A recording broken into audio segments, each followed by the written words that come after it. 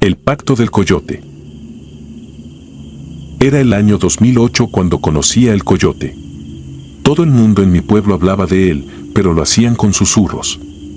Se decía que era uno de los mejores en cruzar gente al otro lado, pero también se rumoraba que su precio no era solo el dinero. Nadie lo decía abiertamente, pero todos sabían que, con él, las cosas eran diferentes. Ese detalle no me importaba en ese momento. El hambre y el miedo a seguir en un lugar donde ya no había futuro pesaban más que cualquier rumor. Yo solo quería llegar a los Estados Unidos, y si él era mi mejor opción, así sería. El día que lo conocí, me sorprendió su apariencia. Era un hombre delgado, de piel curtida por el sol, pero lo que más me impresionó fue su voz. Era suave, casi reconfortante, pero en contraste, sus ojos eran oscuros y fríos como el abismo.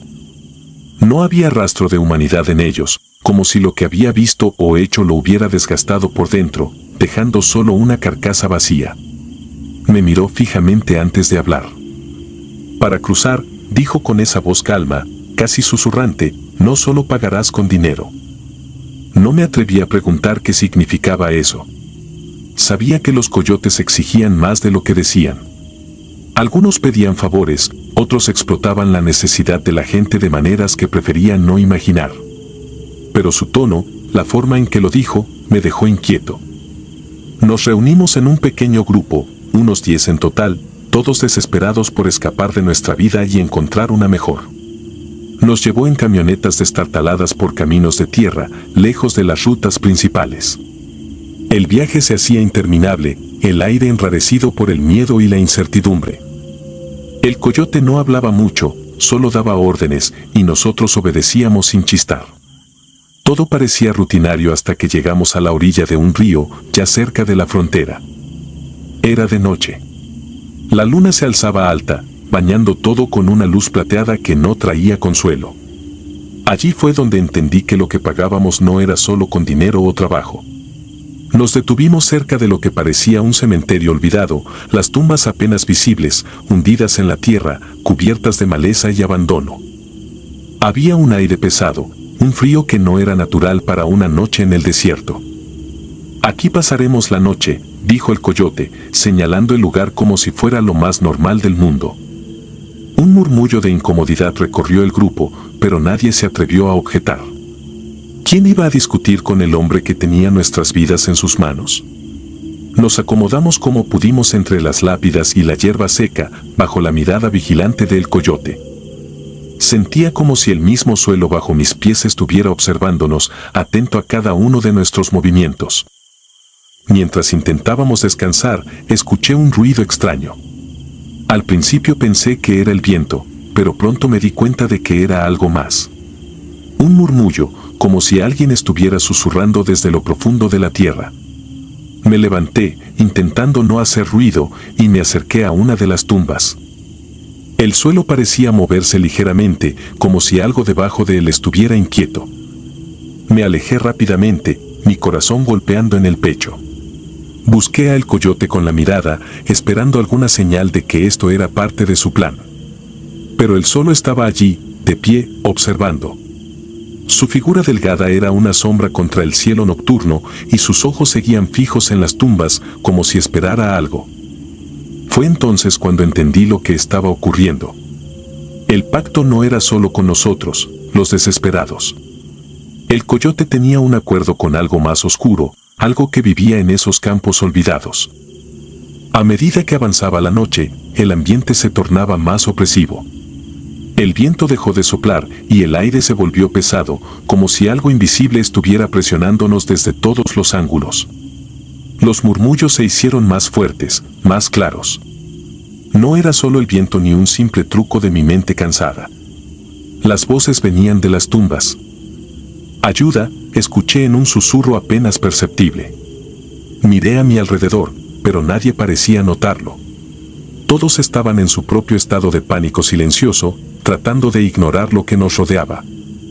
Me acerqué a uno de los otros hombres del grupo, un joven que parecía aún más asustado que yo. Le susurré que algo estaba mal, pero antes de que pudiera responder, una de las mujeres comenzó a gritar. «No están muertos», vociferaba, señalando las tumbas.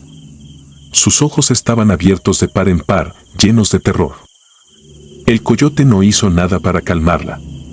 Solo la observó con esa mirada impasible, como si ya hubiera visto esa reacción antes. Sabía lo que estaba pasando, y no le importaba.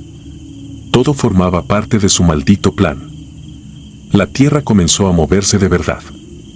Al principio, pequeñas vibraciones, casi imperceptibles. Luego, se sentía como si algo desde abajo empujara para salir. Las lápidas se inclinaban ligeramente, como si las fuerzas que reposaban debajo no quisieran seguir allí. Corrimos. Todos. Ya no importaba el plan, la frontera o lo que había del otro lado. Solo queríamos escapar de ese lugar maldito. Pero las tumbas parecían rodearnos. No había salida fácil y el coyote no hizo ningún esfuerzo por detenernos. De hecho, parecía disfrutar del espectáculo. Su sonrisa, apenas visible bajo la luz de la luna, era la sonrisa de alguien que había hecho esto muchas veces antes. Unos metros más adelante, una de las tumbas finalmente cedió. La tierra se abrió y una mano emergió de ella, una mano delgada, huesuda, cubierta de piel putrefacta.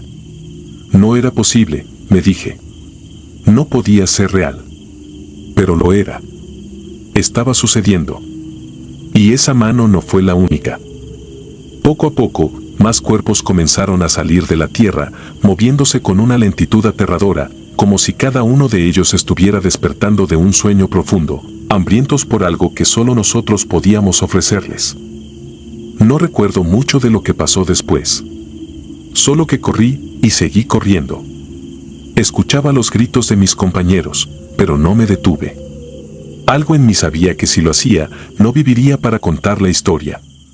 Sentía su aliento, frío y putrefacto, detrás de mí, pero no me atreví a mirar atrás. Finalmente, llegamos a la orilla del río.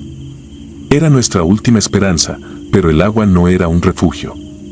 El coyote nos alcanzó antes de que pudiéramos lanzarnos al agua. Nos miró con desprecio, como si fuéramos ganado que no había cumplido con su parte del trato. «No puedes huir de lo que ya aceptaste», dijo, su voz más oscura que nunca. «El pacto está hecho». Algunos saltaron al río, intentando escapar, pero no vi si llegaron al otro lado. Yo me detuve, incapaz de avanzar.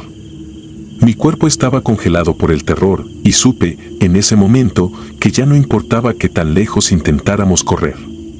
Aquellos que habían despertado en el cementerio no estaban allí por accidente. Eran parte del trato. Eran las almas que el coyote ofrecía a cambio de nuestra travesía, y ahora éramos nosotros los que estábamos en deuda. Los murmullos, las voces, los gritos, todo se fusionaba en mi mente. No había escapatoria.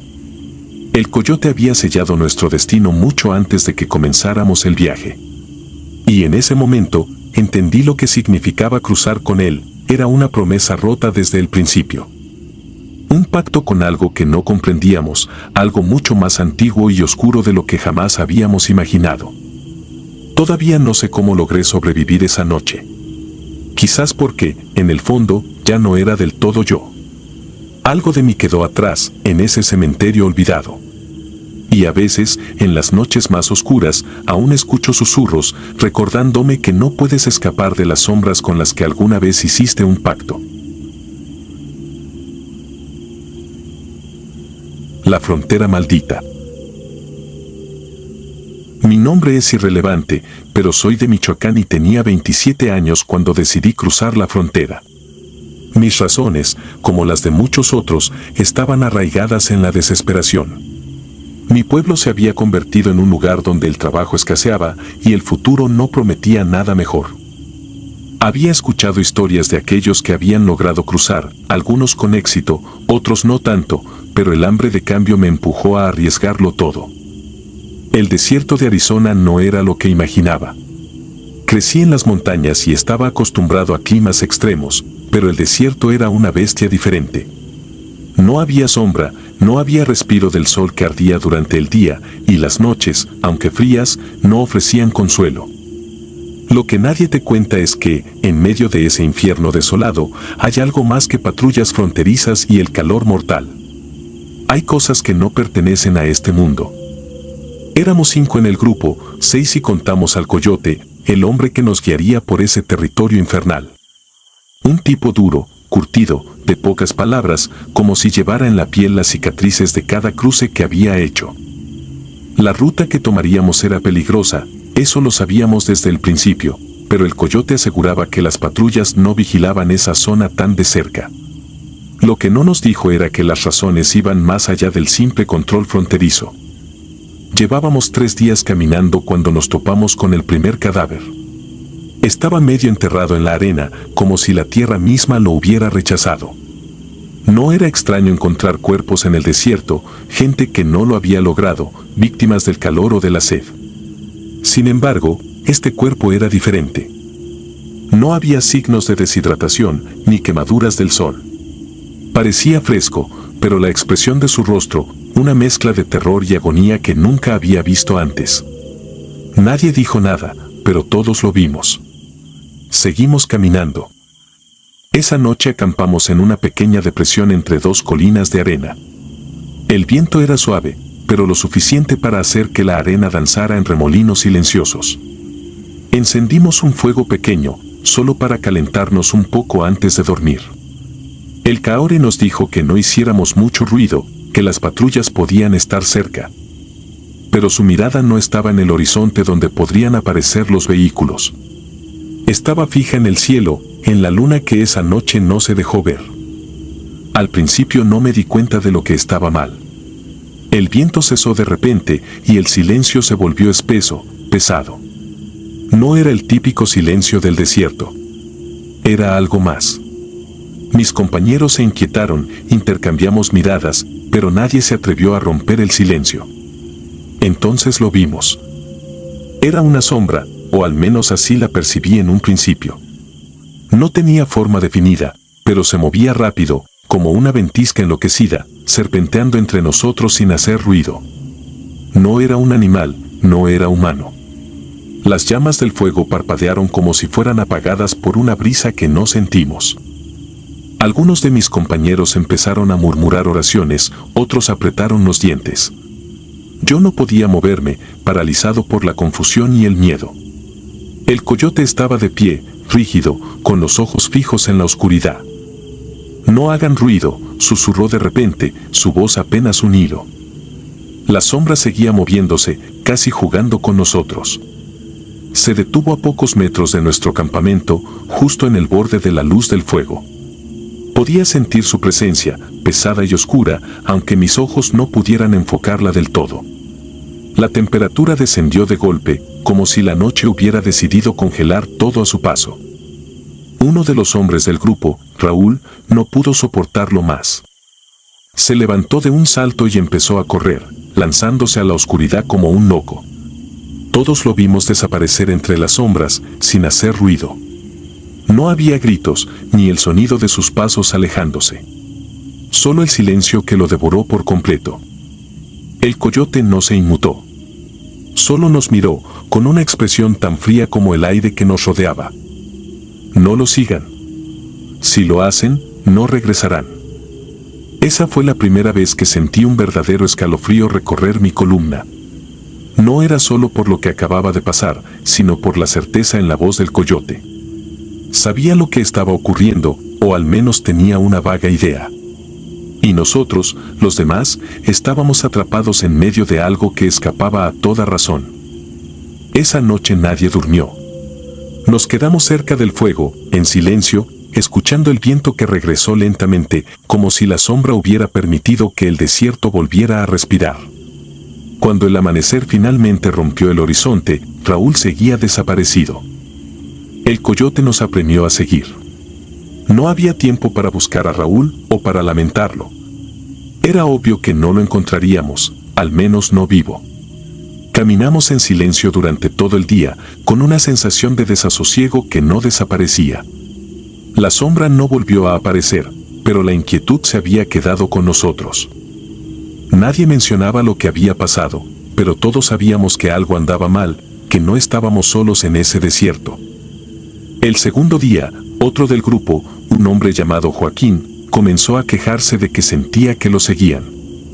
Insistía en que veía algo con el rabillo del ojo, pero cada vez que giraba la cabeza, no había nada. Al principio pensamos que el calor y el cansancio le estaban afectando, pero pronto todos comenzamos a sentirlo. Esa presencia, ese peso invisible que nos rodeaba. Caminábamos más rápido, casi trotando, tratando de dejar atrás ese miedo creciente. Pero al llegar la noche, nos vimos obligados a detenernos de nuevo. El coyote nos ordenó que no encendiéramos fuego esta vez. Dijo que sería peor. Nos apiñamos bajo una roca que ofrecía una débil protección del frío. Y entonces, en la oscuridad, la sombra volvió. La misma sensación de helada muerte se apoderó de nosotros.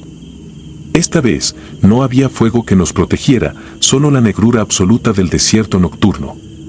Escuchamos susurros, sonidos bajos que parecían provenir de todas direcciones. El viento no soplaba, pero el aire estaba lleno de voces que no entendíamos. Mis compañeros comenzaron a temblar, no por el frío, sino por el terror. El coyote, que hasta entonces había mantenido la compostura, mostró algo que no habíamos visto en él antes: miedo. Se levantó de golpe, mirando hacia donde creía que la sombra se movía. No podemos quedarnos aquí, dijo con voz tensa. Hay que seguir. Nadie lo discutió. Nos levantamos y comenzamos a caminar, aunque la oscuridad era absoluta. El cielo, ahora sin estrellas, parecía un manto negro que nos aplastaba. No había dirección, solo el deseo de escapar. No sé cuánto tiempo caminamos en esa oscuridad. Todo se mezcló en una confusión de pasos, respiraciones agitadas y el constante temor de que la sombra se acercara demasiado. Entonces, sin previo aviso, Joaquín gritó. Fue un grito corto, ahogado, y cuando nos volvimos hacia él, ya no estaba. Desapareció, igual que Raúl, tragado por la oscuridad sin dejar rastro. En ese momento comprendí que no todos íbamos a salir de ese desierto. Algo nos cazaba, algo que no entendíamos. Intentamos mantenernos unidos, pero el miedo nos hacía débiles. Poco a poco, la sombra nos fue quitando uno a uno. Al final, solo quedé yo. No recuerdo exactamente cómo logré salir del desierto. Fue como si hubiera caminado durante días, sin rumbo, sin destino. Cuando finalmente vi las luces de un pequeño pueblo a lo lejos, caí de rodillas, exhausto, derrotado. Fui encontrado por unos lugareños que me llevaron al hospital. Nunca les conté lo que realmente sucedió en ese desierto. Nadie me habría creído. No he vuelto a cruzar la frontera desde entonces. Regresé a Michoacán, donde el mundo tiene sentido, donde las sombras son solo sombras y el viento no susurra nombres olvidados. Pero cada noche, cuando el viento sopla, cierro los ojos y veo aquella sombra moverse en la oscuridad, cazando, esperando. Sé que está ahí, en el desierto, y que algún día volverá por mí. Si te gustaron las historias de terror, regálanos tu like y coméntanos qué te gustaría escuchar en el próximo capítulo. Y si no estás suscrito o suscrita, te invito a que lo hagas para que no te pierdas lo mejor del archivo del terror. Sin más, gracias por escucharnos, hasta la próxima.